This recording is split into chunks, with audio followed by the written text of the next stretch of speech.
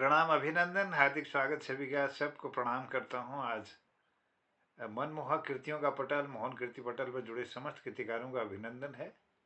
राष्ट्रीय युवा दिवस के इस पावन अवसर पर मैं नमन करता हूँ विवेकानंद जी को।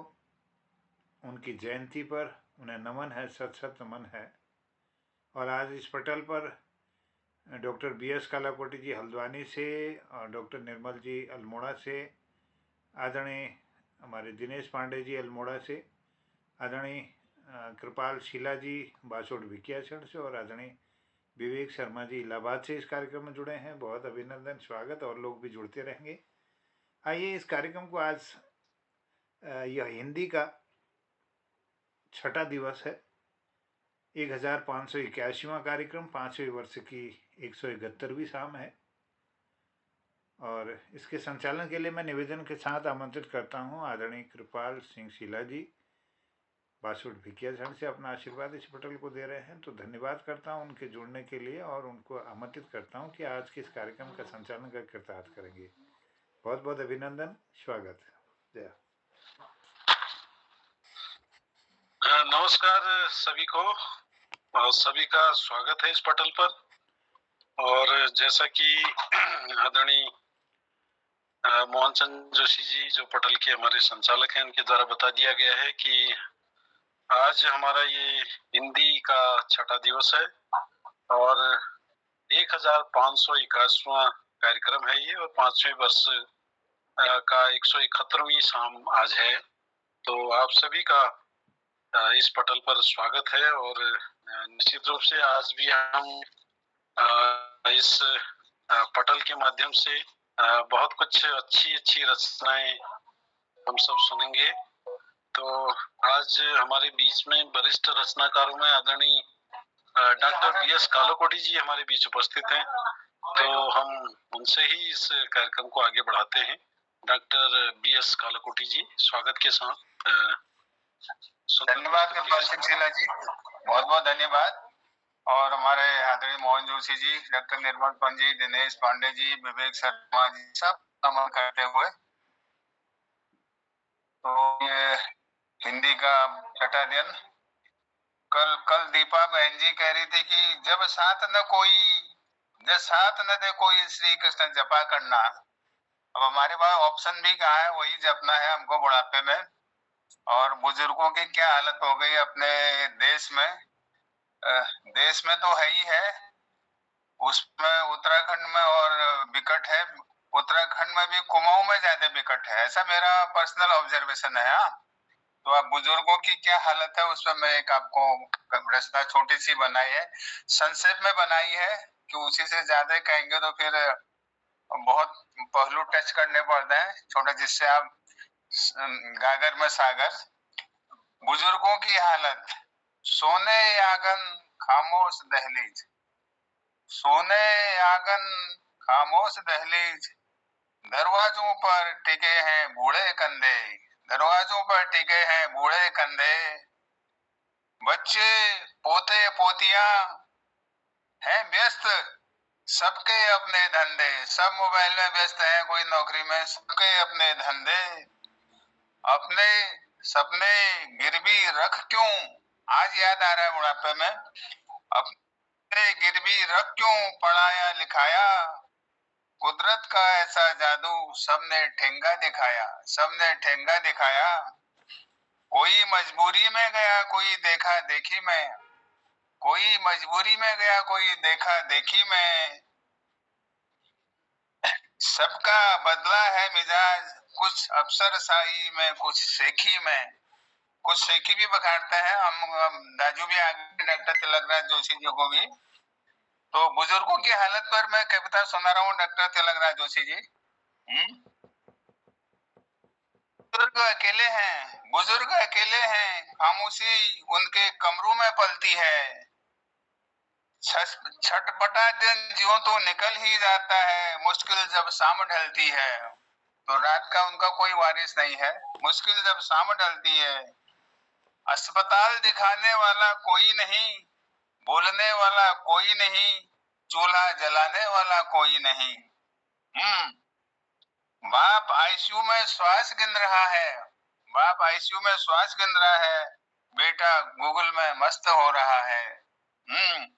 डॉक्टर पूछता है अटेंडेंट कहाँ है, वो जानता है डॉक्टर अकेले ही है, बच्चे कहाँ है नहीं पूछता है। डॉक्टर पूछता है अटेंडेंट कहाँ है। जवाब में सिर्फ सन्नाटा है, जवाब में सिर्फ सन्नाटा है।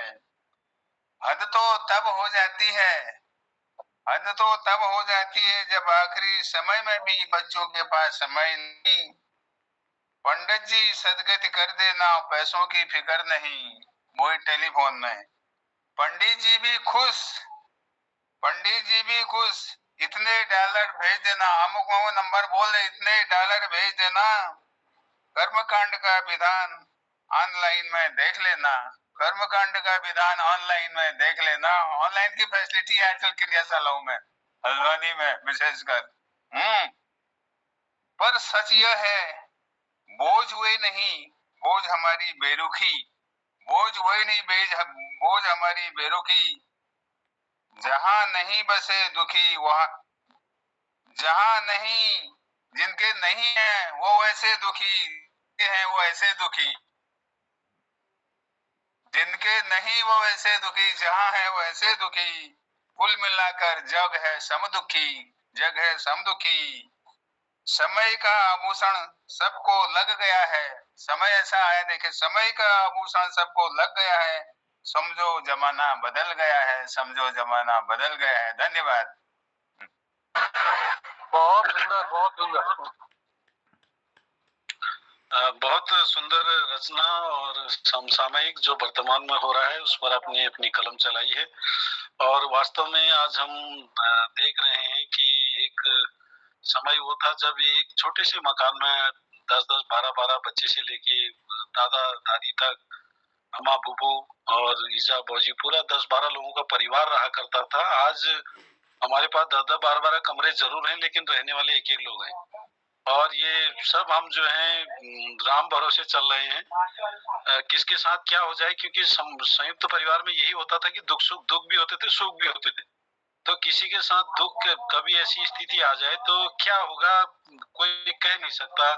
मतलब हमारे यहाँ नजदीक में एक घटना हुई कि 4 महीने बाद पता चला कि उसके पिताजी की डेथ हो गई। उनका घर थोड़ा सा दूरी पर था, तो जब वो फोन आया करते थे, फोन 2-4 दिन बाद आए, नहीं उठाया, तब कहीं किसी को कहा कि जरा देखना तो घर में क्या हो रहा है। तो घर में देखा तो उनकी 4-5, तो ये स्थितियां हैं। तो बदबू आ गई, सड़क न तो या था, आधा शरीर जैसे तैसे प्लास्टिक मत करके जो है अंतिम संस्कार। तो ये स्थिति वास्तव में हमारे लिए बहुत ही खतरनाक स्थिति आने वाली है।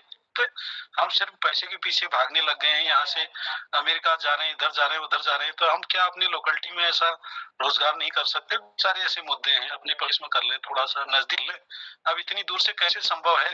ये तो आज की सुविधाएं होगी, यदि सुविधाएं ना हो, कोई टेक्निकली दिक्कत आ जाए, तब क्या करेगा आदमी, मतलब ना। तो बहुत बहुत धन्यवाद, इन्हीं समस्याओं पर आपने अपनी कलम चलाई। तो इसी क्रम को आगे बढ़ाते हैं और हमारे बीच में विवेक जी हैं आज और पहले से जुड़े हैं, तो हम विवेक जी को आमंत्रित करते हैं, विवेक शर्मा जी को। आदरणीय विवेक शर्मा जी।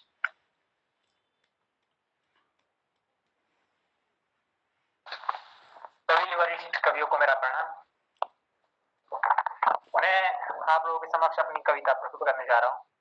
मेरी जो कविता है तो प्रकार से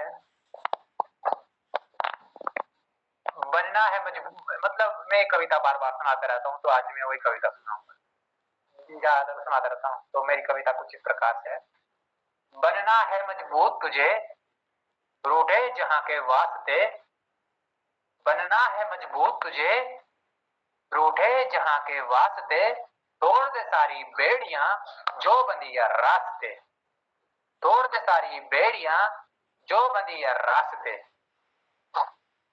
आंखों में रौनक लिए राही क्यों तो चलता है, आंखों में रौनक लिए राही क्यों तो चलता है। तू देख सूरज कितना कष्ट लिए जहां को रोशन करता है, जहां को रोशन करता है। बनना है मजबूत तुझे रूठे जहां के वास्ते, तोड़ दे सारी बेड़ियां जो बंधी है रास्ते, जो बंधी है रास्ते। एक पल टूटेगी जंजीरें, जागेगी फिर उम्मीदें। एक पल टूटेगी जंजीरें, जागेगी फिर उम्मीदें। राह में बातें चल जाएगी जो दिखला देगी मंजिलें, जो दिखला देगी मंजिलें। पत्थर बन के दिखलाएगा या कांच व शीशे का दिल, जहां भी तुझको देखेगा जब चूम लेगा वो मंजिल, जब चूम लेगा वो मंजिल। धन्यवाद।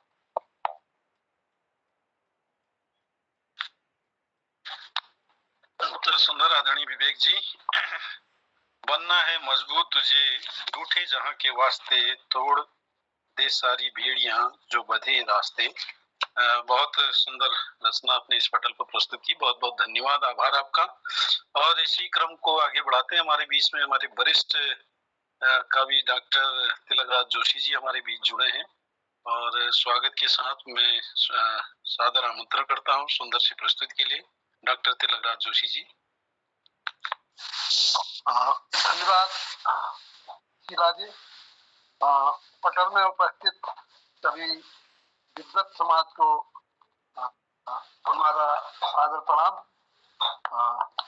आज मैं थोड़ा विलंब से जुड़ पाया अभी। खैर मेरे ख्याल से वो पहले प्रस्तुति इनकी ही रही होगी कालाकोटी जी की। मैं आपको एक कविता, सुनो की कविता कुछ कहती है से सुना रहा हूँ। और ये कविता मैंने किसी के कहने पर रुडियार्ड किपलिंग की एक कविता थी, इफ, अंग्रेजी कविता है, रुडियार्ड किपलिंग की इफ की शीर्षक से एक कविता थी, उसका मैंने भावानुवाद किया है। अनुवाद नहीं, भावानुवाद, उसके भाव को ले रखा, तो इसलिए केवल भावानुवाद है, वो सुना रहा हूँ। यदि शीर्षक है इसका, यदि। उनकी कविता भी थी इफ, तो सुनिएगा। छिन्न भिन्न कर आरोपों को यदि मस्तक ऊंचा कर सकते, छिन्न भिन्न कर आरोपों को यदि मस्तक ऊंचा रख सकते, संदेहों को मिटा सभी के यदि विश्वास स्वयं पर रखते, लक्ष्य प्राप्ति का बिना थके ही इंतजार यदि तुम कर सकते, यह धरती का सब कुछ तेरा है तुम मानव जब के, यह धरती का सब कुछ तेरा है तुम मानव जग के। सत्य न छोड़ो यदि स्वयं तुम, सत्य न छोड़ो कभी स्वयं तुम, मिथ्या हो व्यवहार तुम्ही से, सत्य न छोड़ो कभी स्वयं तुम, मिथ्या हो व्यवहार तुम्ही से, और घृणा का घृणा नहीं हो प्रत्युत्तर यदि मानव तुमसे, और घृणा का घृणा नहीं हो प्रत्युत्तर मानव तुमसे, फिर भी दिखो न अति विशिष्ट तुम, और मिलो तुम सहज भाव से, यह धरती का सब कुछ तेरा है तुम मानव जब के, यह धरती का सब कुछ तेरा है तुम मानव जग के। स्वप्न देख चरितार्थ करो तुम, स्वप्न देख चरितार्थ करो तुम, पर अधीन न हो स्वप्नों के, स्वप्न देख चरितार्थ करो तुम, पर अधीन न हो स्वप्नों के, चिंतन करो न लेकिन चिंता विचलित हो जाने को पथ से, चिंतन करो न लेकिन चिंता विचलित हो जाने को पथ से, यदि स्वीकारो उस असत्य को हो अपने में सत्य हृदय से, यह धरती का सब कुछ तेरा है तुम मानव जग के, लगा सको यदि दांव रजत का, पाने को तुम स्वर्ण जगत के लगा सको यदि दांव जग रजत का, पाने को तुम स्वर्ण जगत के हार चलो यदि यह भी सब तुम, आह न स्वर आए ही तल से यदि स्वीकारो विजय हार को, पहलू दो जैसे सिक्के के, यह धरती धरती का सब कुछ तेरा है तुम मानव जग के, यदि गिर कर फिर उठ बढ़ते हम नहीं हार न हिम्मत विपताओं से, यदि गिर कर फिर उठ बढ़ते हार न हिम्मत विपताओं से, और अपना निर्माण कर सको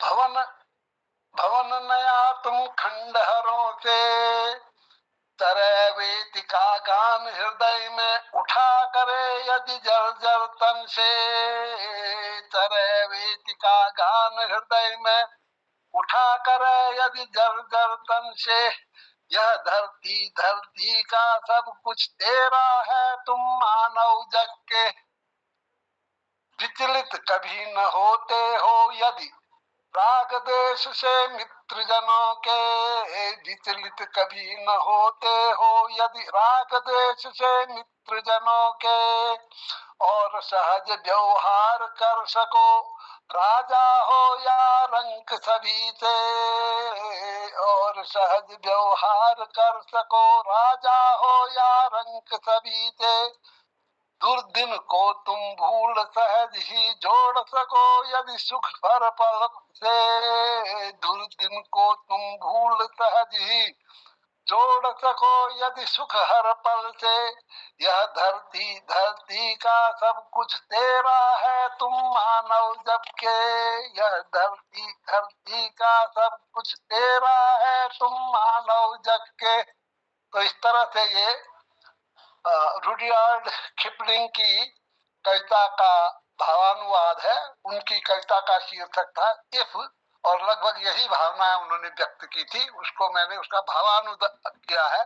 बिल्कुल अनुवाद नहीं है, ये भावानुवाद है। धन्यवाद आपको मुझे समय देने के लिए। जी बहुत बहुत धन्यवाद। और आपने रुडयार्ड किपलिंग की बताया कि इफ जो उनकी कविता है, पोइम जो है, उसका भावानुवाद वो आपके द्वारा किया गया है। और इस भावानुवाद में जो आपके अपने सहज व्यवहार, चाहे वो राजा हो या रंक हो, उसके सहज व्यवहार की बात की है। छिन्न छिन्न भिन्न कर आरोपों को यदि मस्तक ऊंचा रख सकते, तो बहुत बहुत धन्यवाद। बहुत सुंदर भावानुवाद सुनने को मिला। धन्यवाद, आभार आपका। और इसी क्रम को हम आगे बढ़ाते हैं। हमारे बीच में आदरणीय दिनेश चंद्र पांडे जी अल्मोड़ा से उपस्थित हैं। आपको सादर आमंत्रित करता हूँ। डॉक्टर आदरणीय दिनेश चंद्र पांडे। धन्यवाद शिला जी। कल मोहन जोशी जी और निर्मल पंज की बारी नहीं आई है, पहले उनका आमंत्रित कीजिए, फिर समय बचेगा फिर मेरी। कोई बात नहीं। अरे बहुत नहीं आपके जो कल भी बारी। अरे आप ही सुनाओ दिनेश जी, आप ही सुनाओ। नंबर आ गया, क्यों बिगाड़ते हो? सीरियल वो है अभी जितने उनका तो छूट गया ना। मैं संचालक का आदेश मानना चाहिए। हाँ चलिए, बिल्कुल मैं मानने को तैयार हूँ। तो मैं उनका फिर लास्ट में समय कम पड़ जाता है, इसलिए सॉरी, माफ कीजिए मुझे। चलिए ठीक है। चलिए, आपका आदेश शिरोधारी है। पटल में उपस्थित सभी को प्रणाम नमन है। तो मैं ये आजकल अब तो गर्मी कहाँ, झाड़ू में भी जो है जंगलों में आग लग रही है, धुआं ही धुआं दिख रहा है। तो वनाग्नि पर एक कोशिश किया है मैंने, प्रस्तुत करता हूँ। वनाग्नि।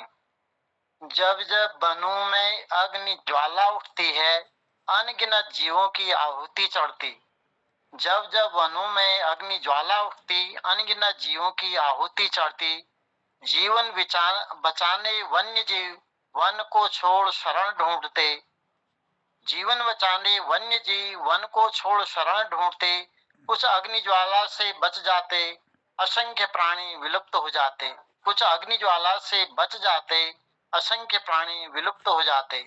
वन की धधकती अग्नि ज्वाला संकटों की बाढ़ हिलाती। वन की धधकती अग्नि ज्वाला संकटों की बाढ़ हिलाती। बढ़ता प्रदूषण, बढ़ता भूताप, हिम ग्लेशियर भी ये पिघलाती। बढ़ता प्रदूषण, बढ़ता भूताप, हिम ग्लेशियर भी ये पिघलाती। हिंसक जीवों का वन छोड़ आबादी में आना, पालतू जीवों व मानव को निवाला बनाना। हिंसक जीवों का वन छोड़ आबादी में आना, पालतू जीवों व मानव को निवाला बनाना। दिन प्रतिदिन मानव जीव का द्वंद्व बढ़ते जाना, दिन प्रतिदिन मानव जीव का द्वंद्व बढ़ते जाना। वनाग्नि ही इसका कारण मानव ने नहीं पहचाना। वनाग्नि ही इसका कारण मानव ने ये नहीं पहचाना। वनों को मानव जितना अग्नि भेंट करेगा, वनों को मानव जितना अग्नि भेंट करेगा, प्राकृतिक आपदाओं का चक्र उतना ही बढ़ेगा। प्राकृतिक आपदाओं का चक्र उतना ही बढ़ेगा। आपदाओं से बचना मुश्किल होगा। मानव करनी का फल भुगत रहा है और भुगतेगा। आपदाओं से बचना मुश्किल होगा। मानव करनी का फल भुगत रहा और भुगतेगा। प्राकृतिक आपदाएं प्रकृति की चेतावनी है, ये जानना होगा। प्राकृतिक आपदाएं प्रकृति की चेतावनी है, जानना होगा। प्रकृति का अनुपम उपहार वनों को बचाना होगा। समय रहते मानव को जागना ही होगा। वनाग्नि रुके मिलकर कदम उठाना ही होगा। समय रहते मानव को जागना ही होगा। वनाग्नि रुके मिलकर कदम उठाना ही होगा। धन्यवाद। बहुत सुंदर समसामयिक रचना आदरणीय पांडे जी, और आपने वनाग्नि के संबंध में बातें की। तो वनाग्नि का क्योंकि मैं ये कहिए कि पूरा गांव में हूँ, ग्राउंड जीरो जिसे कहते हैं। तो आज जो आग जो है असमय लग जा रही है, या लग नहीं जा रही बल्कि लगाई जा रही है, और उसके पीछे कारण क्या है कि आग ऐसे लग रही है कि लोगों ने जो है पशुपालन छोड़ दिया है। तो पशुपालन ही छोड़ दिया तो घास काटेगा कौन?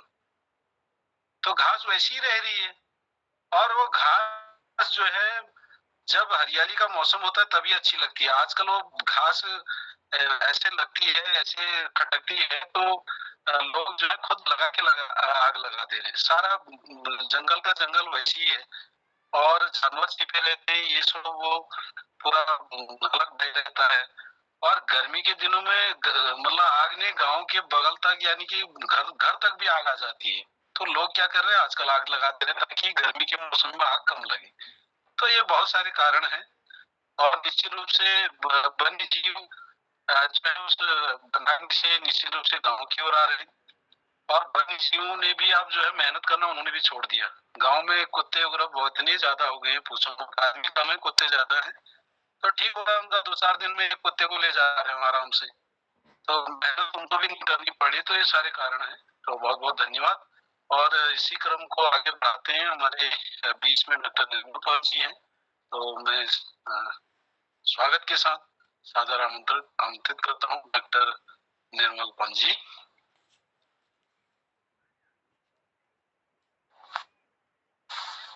धन्यवाद शीला जी। एक दिनेश पांडे जी ने जो सुनाया था जंगलों के वनों के बारे में, पहले 4 पंक्तियां वहां से शुरू करता हूँ। मेरी कविता का 4 पंक्तियां हैं, प्रासंगिक है इसलिए उसके साथ जोड़ा हूँ। फिर मैं दूसरी कविता सुनाऊंगा। विटप नहीं जल की बूंदें जो बल खाती रुक जाएंगी, हरिवेणी में कर नृत्य नहीं गंगा फिर थम पाएगी। विटप नहीं जल की बूंदें जो बल खाती रुक जाएंगी, हरिवेणी में कर नृत्य नहीं गंगा फिर थम पाएगी। नहीं कटाक्ष फिर कम होगा, नहीं कटाक्ष फिर कम होगा, विरुद्ध गान गानन गाएंगे, विहक छोड़कर कूक मधुर निर्जन वन कर जाएंगे। तो वन अगर हमारे पास नहीं होंगे तो सारा वीरान हो जाएगा, सब खत्म हो जाएगा। तो अपनी कविता मैं कविता दे रहा हूँ। हमारे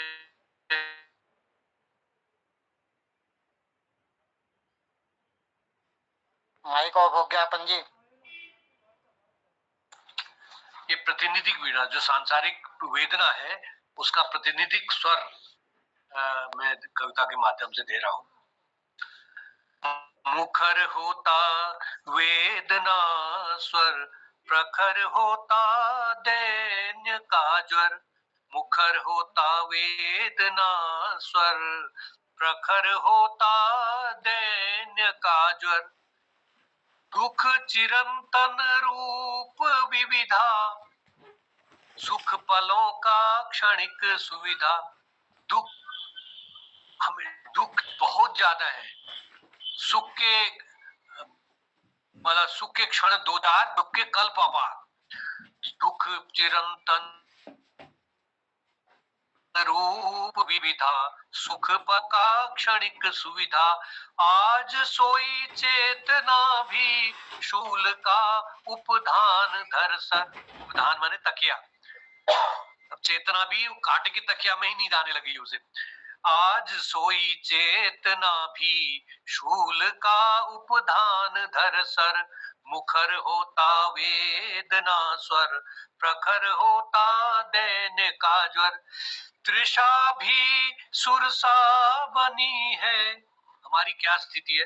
तृषा भी सुरसा बनी है, एक इच्छा भी न पूरी।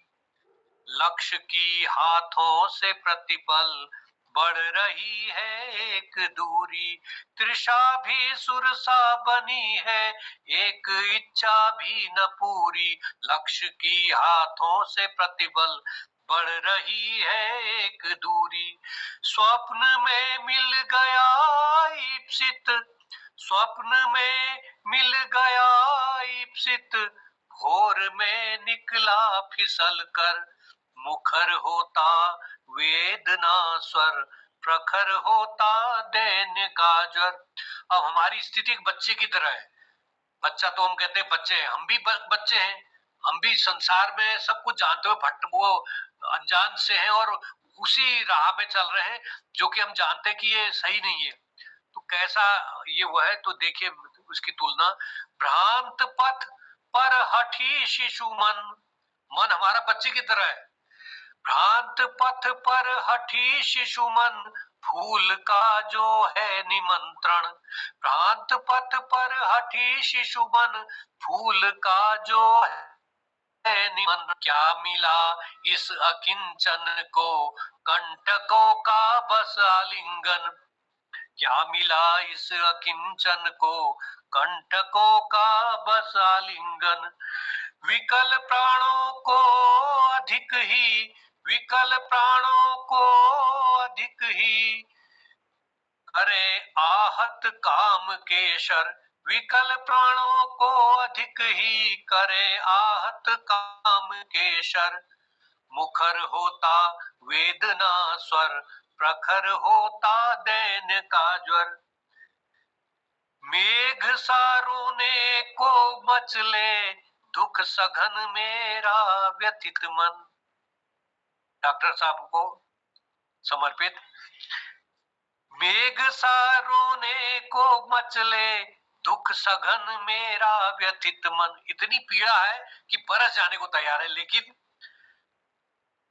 पर सुखा देती उन्हें इस हृदय की ज्वाला तपन। मेघ सारोने को मचले, दुख सघन मेरा व्यथित मन, पर सुखा देती उन्हें इस हृदय की ज्वाला तपन। फूट पड़ने को अधीर है, फूट पड़ने को अधीर है, उत्स दीर्घ से नेह पाकर। उत्स माने झरने, आंखों से झरने, थोड़ा किसी का स्नेह भरा हाथ पड़ जाए तो आंखें छलक पड़ने को तैयार हैं।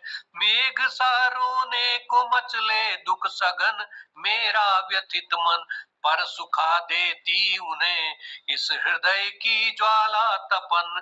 फूट पड़ने को अधीर है, उत्स दीर्घ से नेह पाकर। मुखर होता वेदना स्वर, प्रखर होता दैन्य का ज्वर। कल्पना, अब कवि का जो ये वेदना से अलग संसार है, अपना रचा हुआ संसार सबसे सुख देने वाला है, उसमें सब चीज की तृप्ति है।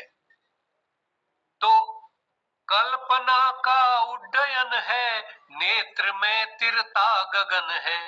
वायवी संसार मेरा, कुसुम पर मेरा शयन है। इतना सुंदर कवि का संसार है। कल्पना का उड्डयन है, नेत्र में तिरता गगन है। वायवी संसार मेरा, कुसुम पर मेरा शयन है। सुप्त सी दुख की चुभन को, मेरा दुख जो सोया हुआ था उसको पंख कौन लगा गया। सुप्त सी दुख की चुभन को लगा गया कौन रे पर। सुप्त सी दुख की चुभन को लगा गया कौन रे पर। मुखर होता वेदना स्वर, प्रखर होता दैनिका ज्वर। अंतिम बंद है। अपनापन निज सुरक्षा को अर्थ का आधार मांगे। मतलब अपनापन भी अर्थ पे निर्भर है। अपनापन निज सुरक्षा को अर्थ का आधार मांगे। अपनापन निज सुरक्षा को अर्थ का आधार मांगे। जान कर पर स्थिति मेरी, दूर से ही कोश भागे। मतलब हम कवि बुद्धिजीवी, हम तो हमारा धन विद्या ज्ञान यही है, तो हमारे पास कुछ नहीं है, तो हम उनके लिए कुछ नहीं है। अपनापन निज सुरक्षा को अर्थ का आधार मांगे। जानकर परिस्थिति मेरी, दूर से ही कोश भागे। धन पिपासु इस जगत में, धन पिपासु इस जगत में, हम मरुस्थल एक ऊसर। धन पिपासु इस जगत में, हम मरुस्थल एक ऊसर। मुखर होता वेदना स्वर, प्रखर होता दैन का ज्वर। दुख चिरंतन रूप विविधा, सुख पलों का क्षणिक सुविधा। आज सोई चेतना भी, शूल का उपधान धर सर। मुखर होता वेदना स्वर, प्रखर होता दैन्य का ज्वर। धन्यवाद। बहुत सुंदर अलंकारों से परिपूर्ण डॉक्टर पंत जी की कविता। मुखर होता वेदना स्वर, प्रखर होता दैन्य का ज्वर। आज सोई चेतना भी, विकल प्राणों को अधिकी करे काम की सर। बहुत सुंदर सारगर्भित रचना डॉक्टर पंत जी की। बहुत बहुत धन्यवाद, बहुत बहुत आभार। और इसी क्रम को हम आगे बढ़ाते हैं। हमारे बीच में आदरणीय दीपा पंत में उपस्थित हैं, तो एक सुंदर सी प्रस्तुति उनकी भी लेते हैं। डॉक्टर दीपा पंत ने जी, पटल में उपस्थित सभी साहित्यकारों को सादर चरण स्पर्श प्रणाम करती हूँ। कुछ चंद लाइनें सुना रही हूँ। ऐसे थे एक संत महान, ऐसे थे एक संत महान, जिनकी थी एक अलग पहचान। ऐसे थे एक संत महान, जिनकी थी एक अलग पहचान। अपनी मधुर वाणी से उन्होंने दिया पूरे विश्व को ज्ञान। अपनी मधुर वाणी से उन्होंने दिया पूरे विश्व को ज्ञान। विवेकानंद जी को कुछ लाइनें समर्पित। स्वामी विवेकानंद जी की बातें अमल में लाओ। स्वामी विवेकानंद जी की बातें अमल में लाओ। जागो उठो जगाओ, जागो उठो जगाओ, जागो उठो जगाओ, नर जन्म सफल बनाओ। जागो उठो जगाओ, जागो उठो जगाओ, नर जन्म सफल बनाओ। स्वामी विवेकानंद की बातें अमल में लाओ। स्वामी विवेकानंद की बातें अमल में लाओ। बचपन में सब पुकारे कहकर उन्हें नरेंद्र, बचपन में सब पुकारे कहकर उन्हें नरेंद्र। ज्ञानी वो शास्त्र ज्ञाता, भक्त थे मन के अंदर। जाकर के सिखाओ सबको धर्म ज्ञान के ज्ञान सुनाओ। जागो उठो जगाओ, नर जन्म सफल बनाओ। जागो उठो जगाओ, नर जन्म सफल बनाओ। स्वामी विवेकानंद की बातें अमल में लाओ। स्वामी विवेकानंद की बातें अमल में लाओ। हिंदुत्व की महिमा प्रदेश में फैलाई, हिंदुत्व की महिमा प्रदेश में फैलाई। भारत का नाम जग में ऊंचा करके आए, भारत का नाम जग में ऊंचा करके आए। थे वो महान, उनके आगे ये सर झुकाओ। भारत का नाम जग में ऊंचा करके आए थे वो महान, उनके आगे ये सर झुकाओ। जागो उठो जगाओ, जागो उठो जगाओ, नर जन्म सफल बनाओ। जागो उठो जगाओ, नर जन्म सफल बनाओ। स्वामी विवेकानंद की बातें अमल में लाओ। स्वामी विवेकानंद की बातें अमल में लाओ। धन्यवाद। बहुत सुंदर रचना। और आज राष्ट्रीय युवा दिवस जो कि स्वामी विवेकानंद जी के जन्म दिवस पर मनाया जाता है। और ऐसे थे एक संत महान जिनकी थी एक अलग पहचान, अपनी मधुर वाणी से दिया उन्होंने विश्व को ज्ञान।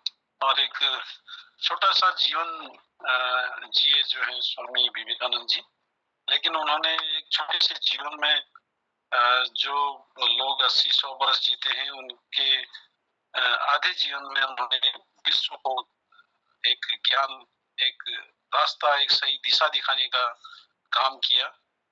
और वे सभी के लिए प्रेरणा स्रोत हैं, सिर्फ हमारे देश के लिए नहीं बल्कि विदेशों के लिए भी। तो बहुत बहुत धन्यवाद, आभार आपका। और इसी क्रम को आगे बढ़ाते हैं। और हमारे बीच में प्रेमा मैम भी जुड़ी हैं। मैं सादर आमंत्रित करता हूँ प्रेमा मैम को।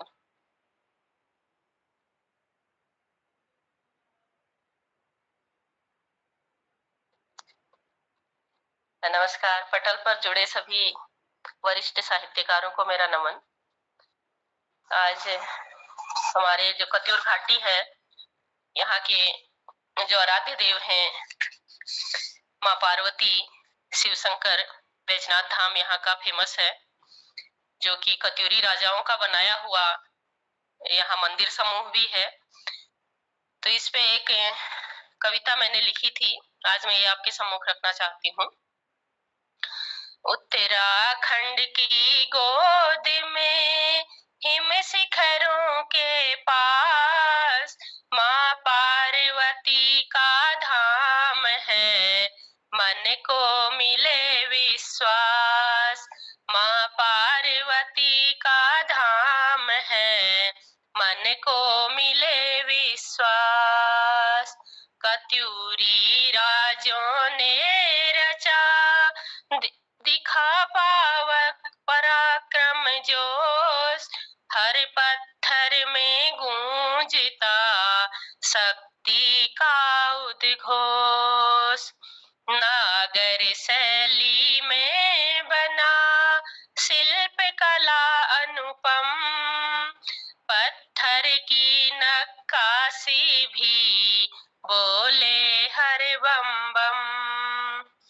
गोमती तट पर बसा दिव्य अलौकिक धाम, शंकर की होती पूजा बैजनाथ शुभ नाम।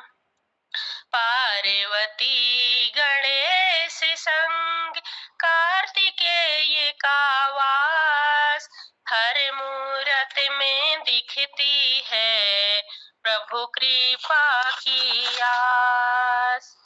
सावन के पावन माह में करते जल अभिषेक, महाशिवरात्रि पर्व पर जलते दीप अनेक। शिव शंकर की अनुकंपा से राह बने आसान, गोमती लोल लहरें भी करती जय जय गान। पार्वती माँ पाप हरे, मन को दे संगीत, हर धड़कन में आरती गूंजे शिव के गीत। हर धड़कन में आरती गूंजे शिव के गीत। धन्यवाद। बहुत सुंदर रचना। और अपनी बैजनाथ धाम की और उसका सुंदर वर्णन। उत्तराखंड की गोद में हिम शिखरों के पास माँ पार्वती का धाम है, मन को मिले विश्वास। और इस रचना को रखा और गोमती तट के तट पर बसा हुआ यह दिव्य अलौकिक धाम, जो कि बैजनाथ धाम के नाम से जाना जाता है। और कत्यूरों के जो है मंदिर समूह यहाँ पर है, कत्यूर घाटी। और बैजनाथ का अपने सुंदर वर्णन अपनी कविता के माध्यम से किया। बहुत बहुत धन्यवाद, आभार आपका। और इसी क्रम को आगे बढ़ाते हैं। हमारे बीच में हमारे पटल के संचालक आदरणीय मोहन चंद्र जोशी जी उपस्थित हैं, तो मैं सादर आमंत्रित करता हूँ आदरणीय मोहन चंद्र जोशी जी को।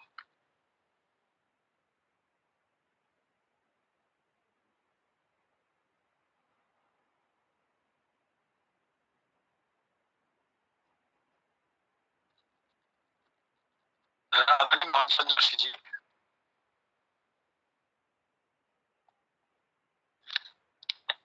लगता है कुछ कार्य में व्यस्त हैं या कुछ है, तो इसी क्रम को मैं आगे किसे बुलाया? आदरणीय मोहन चंद्र जोशी जी। अच्छा अच्छा, तो इसी क्रम को मैं आगे बढ़ाता हूँ। हमारे बीच में है लता जोशी मैम हल्द्वानी से, मैं सादर आमंत्रित करता हूँ आपको। धन्यवाद सर, सबको मेरा प्रणाम और युवा दिवस की सभी को बधाई। मैंने स्वामी विवेकानंद जी के उसमें एक कविता है। स्वामी विवेकानंद को आदर्श माना है। स्वामी विवेकानंद के जीवन को यदि आदर्श माना है तो स्वयं को जागरूक होकर दूसरों को जागरूक बनाकर युवा शक्ति को पहचान कराना है। निराशा में भी आशा लाकर मानव समाज में जातिवाद, धर्मवाद, सारे विवादों को मिटाना है। स्वामी विवेकानंद जी को आदर्श माना है। शारीरिक व मानसिक रूप से स्वस्थ होकर विकासशील देश को विकसित देश बनाना है। तभी उनका जन्मदिन युवा दिवस के रूप में मनाना है। तकनीकी, सैद्धांतिक व व्यवहारिक शिक्षा को अपनाना है। केवल केंद्रित शिक्षा से तो भ्रमों में पड़ जाना है। बेरोजगारी की समस्या इसका ही नजराना है। शिक्षा हमें जहाँ से मिले उसकी सीख लेकर अपने जीवन में भी सुधार लाना है और स्वर्ग सा जहान बनाना है। स्वामी विवेकानंद जी के जीवन को आदर्श माना है। शिक्षा को बालक बालिका सभी तक पहुंचाना है। शिक्षा के नाम पर संकुचित सोच को दूर भगाना है और यह सह शिक्षा के महत्व को दिलाना है। 39 वर्ष की अल्पायु में जो कार्य किए उनके कार्यों वो विचारों से प्रेरित होकर अपने जीवन को भी आदर्श बनाना है। फिर इस महान व्यक्तित्व का जीवन 12 जनवरी को युवा दिवस के रूप में मनाना है। धन्यवाद। बहुत सुंदर। और अपनी आज जो राष्ट्रीय युवा दिवस के रूप में हम स्वामी विवेकानंद जी के व्यक्तित्व कृतित्व को याद करते हैं, उस पर प्रकाश डालते हुए और उनके जीवन से प्रेरणा लेते हुए अपने जीवन को सफल बनाने की जो सीख आपकी कविता में है, बहुत बहुत धन्यवाद करता हूँ आपका। और इसी क्रम को आगे बढ़ाता हूँ। हमारे बीच में आदरणीय जनार्दन उप्रेती जी पिथौरागढ़ से उपस्थित हैं, हम सादर आमंत्रित करते हैं आपको। आदरणीय जनार्दन उप्रेती जी। बहुत बहुत आभार है, बहुत बहुत धन्यवाद देते हैं कृपाल शीला जी, सुंदर संचालन भी कर रहे हैं और हमारे पटल से जुड़े सभी महानुभावों का हम आभार प्रकट करते हैं, उन सबको धन्यवाद देते हैं, प्रणाम करता हूँ। मोहनदा को विशेष रूप से उनका आभार प्रकट करते हैं, धन्यवाद देते हैं। आप शीला जी ने बुलाए हैं तो 2 पंक्तियां चलो कहना चाहूंगा। मरहम लगा रहे हैं कह क्यों पास आते हो, मरहम लगा रहे हैं कह क्यों पास आते हो, भूले हुए जख्मों को क्यों याद दिलाते हो, भूले हुए जख्मों की क्यों यादें दिलाते हो, खाई कसम थी गीत जिसको अब न गाएंगे, खाई कसम थी गीत जिसको अब न गाएंगे, हर वक्त काहे धुन उसी की गुनगुनाते हो, हर वक्त काहे धुन उसी की गुनगुनाते हो।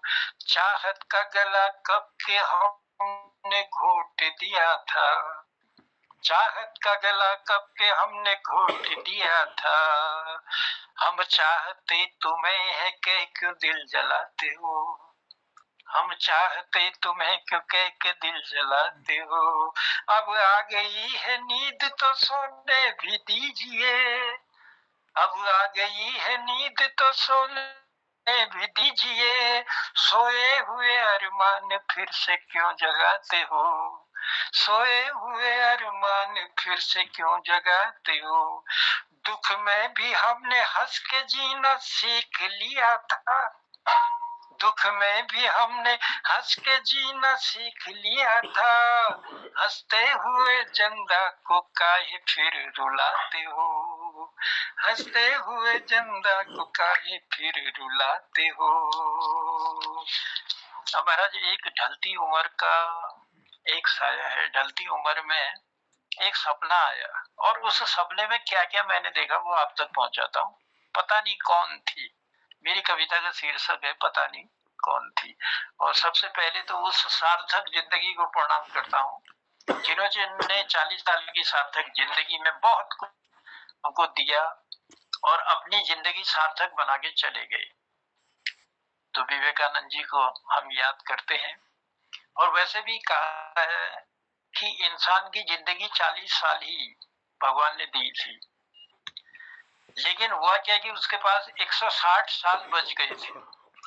जब 160 साल बचे तो 4 प्राणी हमारे पास थे, एक इंसान हो गया और दूसरा बैल हो गया, तीसरा गधा हो गया और चौथा उल्लू हो गया। ये 4 लोग थे। तो भगवान ने कहा कि भाई मैं अन्याय नहीं कर सकता, मैं 160 साल को 4 भागों में बांट देता हूँ, यानी 4 चक्कों 16, 40 साल की उम्र हर एक को दे देता हूँ। तो जब भगवान ने ये प्रस्ताव उनके पास रखा तो इंसान बोला मैं इतना लंबा चौड़ा आदमी, भगवान 40 साल में क्या होगा। तो उन्होंने कहा कुछ उपाय करो, कुछ मेरी उम्र बढ़ाओ। तो भगवान ने कहा देखो मैं तो अन्याय नहीं कर सकता हूँ, लेकिन पूछता हूँ। तो जब बैल से पूछा गया तो बैल ने कहा प्रभु मुझे काम क्या करना होगा। तो बैल से भगवान ने कहा कि तुम्हें जूतना होगा। बोले 40 साल तक मैं जूतता रहूंगा, ऐसा करो मेरी 20 साल कम कर दो। इंसान ने कहा मुझे दे दो। तो प्रभु ने तथास्तु कहा और उनको मिल गई। उसके बाद बारी आई गधे की।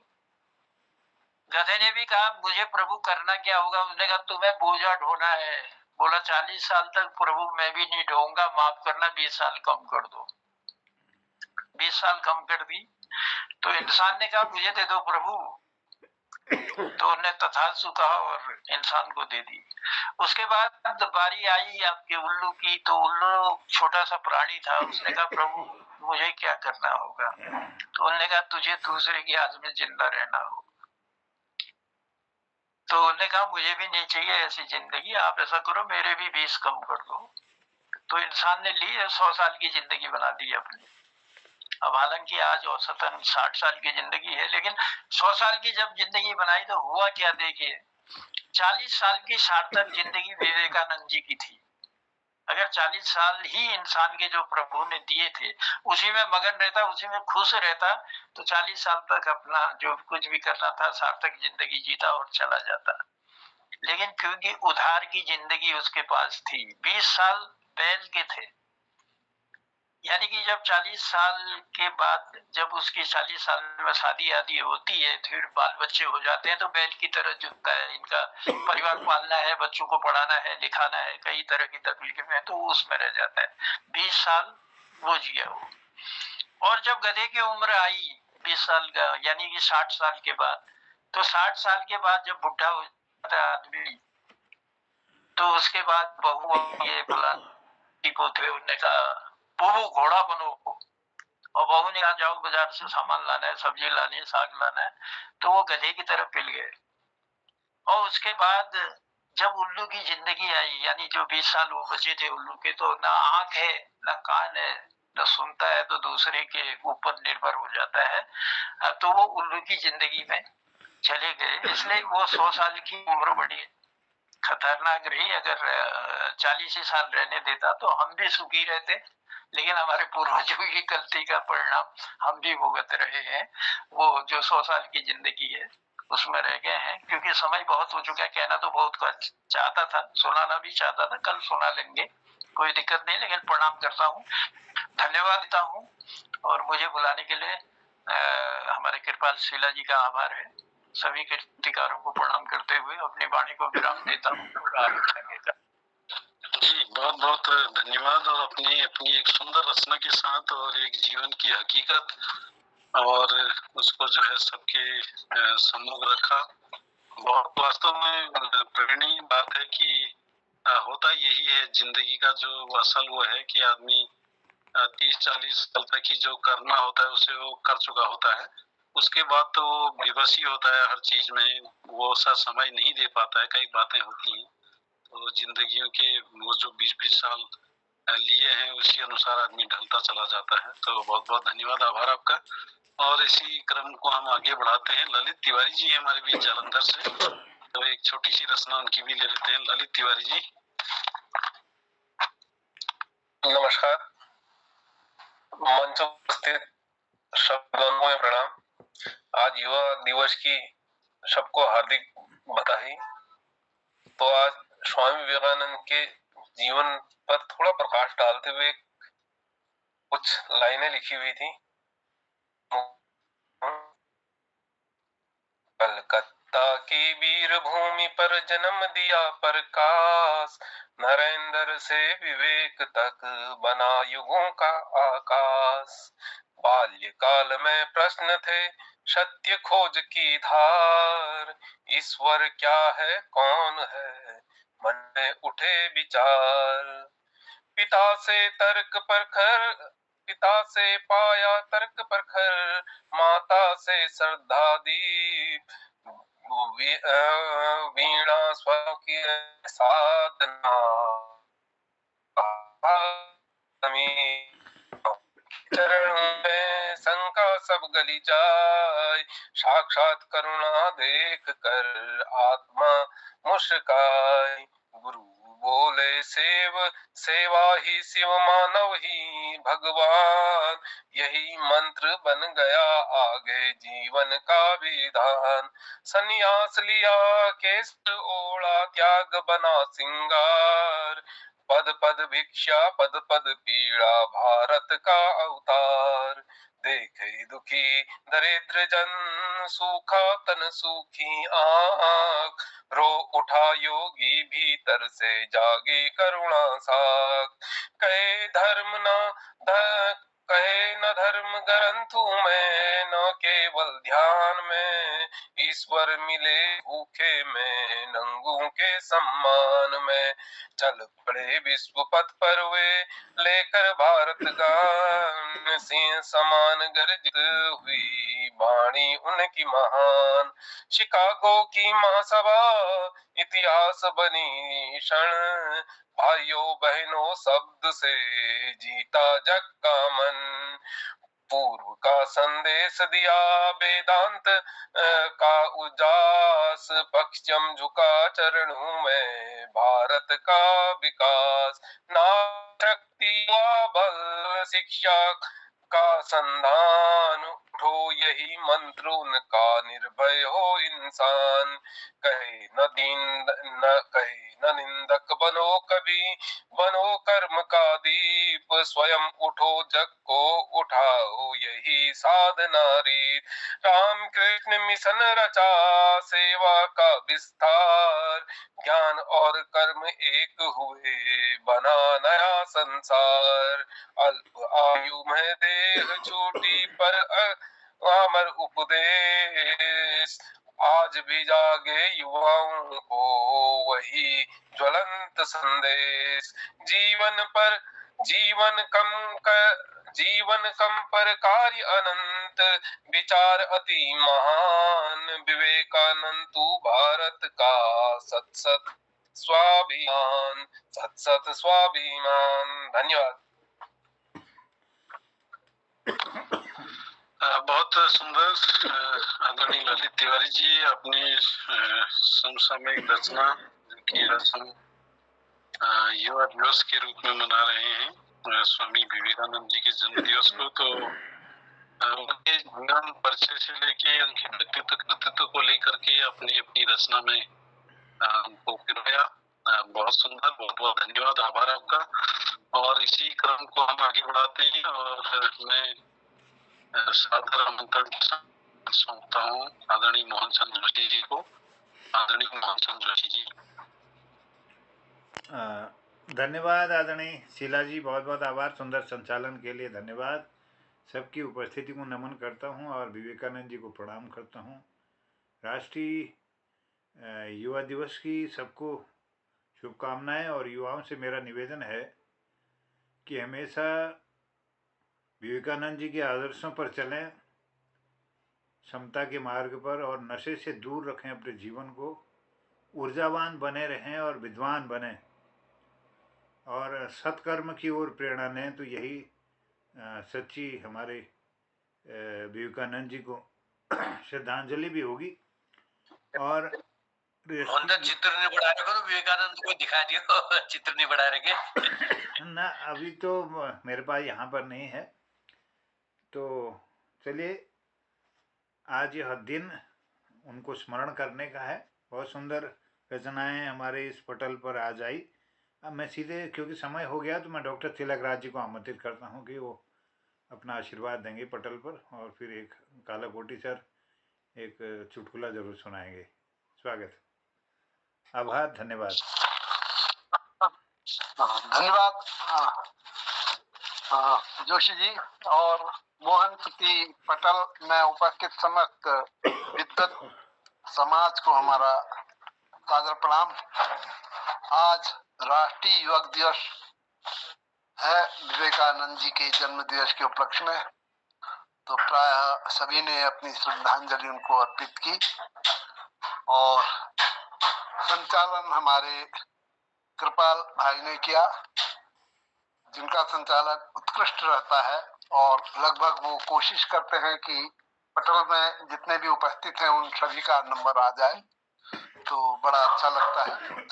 और उन्होंने सर्वप्रथम, शायद मैं कुछ देर से आया हूं तो मुझे लगता है कि बीएस कालाकोटी जी ही रहे होंगे पहले।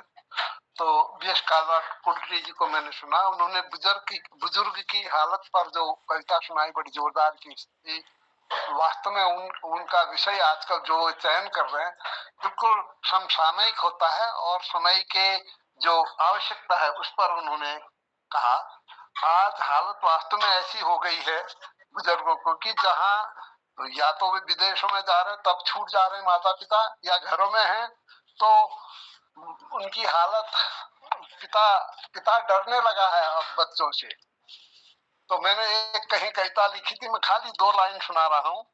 मत पूछो मेरा बेटा क्या करता है, मत पूछो मेरा बेटा क्या करता है, रोज रात पीकर घर आया करता है, रोज रात पीकर घर आया करता है, बेकारी में मौज पिता के धन से करता, बेकारी में मौज पिता के धन से करता, कुछ कहने में धमकी देने लगता है, स्वप्न अधूरे रहे हमेशा जीवन में, स्वप्नों को बुनने में भी डर लगता है, स्वप्नों को बुनने में भी डर लगता है। ये लंबी कविता है, मैं केवल इतना ही सुना रहा हूँ कि मतलब ये है कि हालत बड़ी गलत है। अगर वो कुछ बन गए हैं तो अमेरिका या रूस में है, और यहाँ माँ बाप की अंतिम क्रिया भी नहीं हो पा रही है। तो बहुत सुंदर भाव आपने व्यक्त किया, बड़ा अच्छा लगता है। मुझे बड़ा आश्चर्य होता है कि हमारे इस पटल में एक से एक प्रकांड विद्वान ऐसे हैं और एक से एक विषय ऐसे उठाते हैं कि जिस पर बहुत देर तक मैं इसके बाद पटल में जाने के बाद भी सोचते रहता हूँ कि आज हमने क्या क्या सीखा करके। दूसरा, विवेक भाई आए, उन्होंने बनना है मजबूत तुझे, इस तरह की एक कविता सुनाई। वास्तव में हमें मजबूत बनना ही है, और बिना मजबूत किए कुछ होगा नहीं। मजबूत बनेंगे तब हम कुछ कर पाएंगे। तो इसके लिए बार बार हम कहते रहते हैं कि कुछ करो।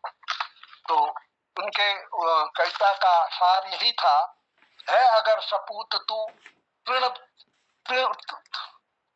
पूर्ण तीर बाहुधर, भीड़ के तू अग्र चल, राह शूल फूल कर, अंधकार दूर कर, ज्ञान दीप कर प्रखर, सूत्र मात्र एक है, कर्म कर कर्म कर। ये उनके कविता का सार रहा।